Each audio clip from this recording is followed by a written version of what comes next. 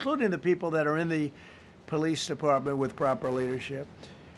They'll immediately begin massive enforcement operations targeting known gangs, drug dealers, and criminal networks to get them the hell off the street, maybe get them out of the country, because a lot of them came into our country illegally. They shouldn't have been allowed in. They come from Venezuela. They come from all over the world. We're going to get them the hell out. They won't be here long.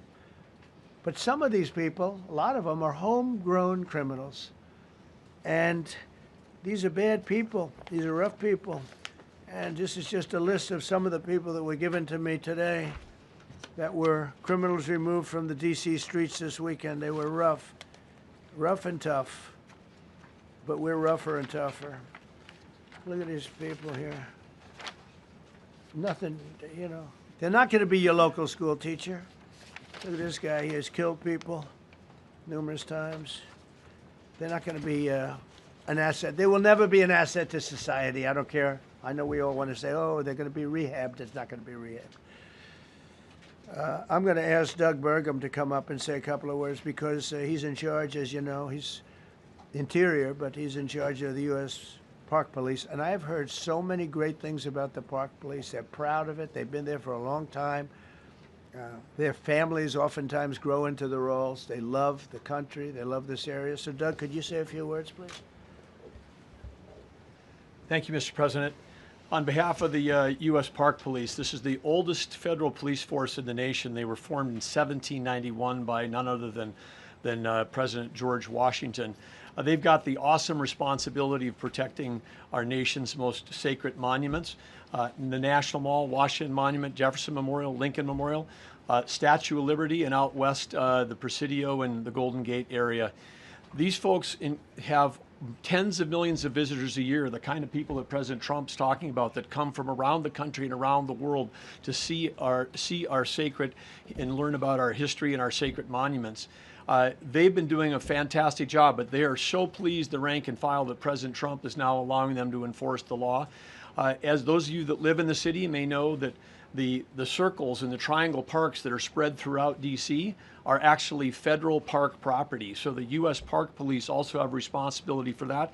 These became littered with homeless camps under the Biden administration. All of you saw that.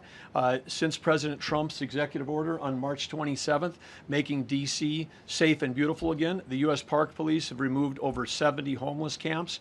And President Trump also talked about beautification. They're stopping and enforcing the laws against graffiti on our monuments. They've removed over 80 specific attacks against our history with graffiti on our monuments. So they continue to do a great job, whether it's in their vehicles, on foot, or on the mounted police that you see around the National Mall. And President Trump, they thank you. The rank and file is so happy to be enforcing the law again. Thank you for your leadership, and they're excited about the announcement you're making today. Thank you. Very good. Great job you're doing. Thank you very much. Pete, could you say something about the military, if you would? Well, Mr. President, it's an honor to be here. And at your direction this morning, we've mobilized the D.C. National Guard. It'll be operationalized by the Secretary of the Army, Dan Driscoll, through the D.C. Guard.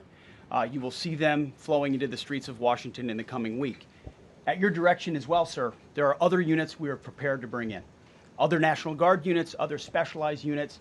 They will be strong, they will be tough, and they will stand with their law enforcement partners. This is nothing new for DOD. As the President noted, at the border, we've got 10,000 troops down there who've been operating in defense cooperation areas, defense zones, where there's zero illegal crossings because of troops on strikers scanning the border. We've been protecting other people's borders for 20 years. It's about time we protect our own.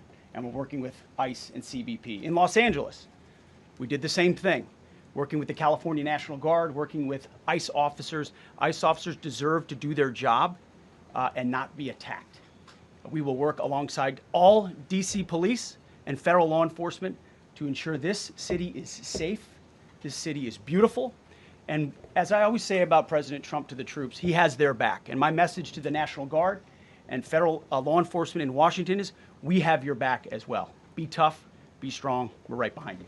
Thank you, Mr. President. I'm going to ask Pam, because she's now, as you heard me say, she's really in charge of a lot of what we're talking about. She's done an